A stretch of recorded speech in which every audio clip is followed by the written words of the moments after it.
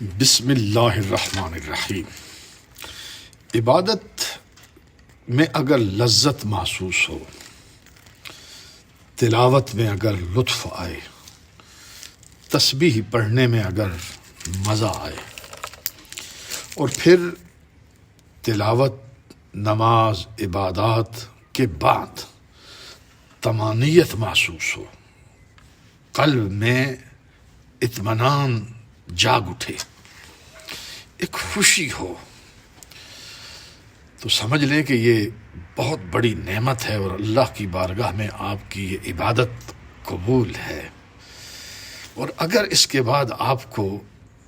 عبادت مزید کرنے، تلاوت مزید کرنے، تسبیح پڑھنے کی چاہت، جستجو بڑھ جائے، تو پھر سمجھ لیں کہ اللہ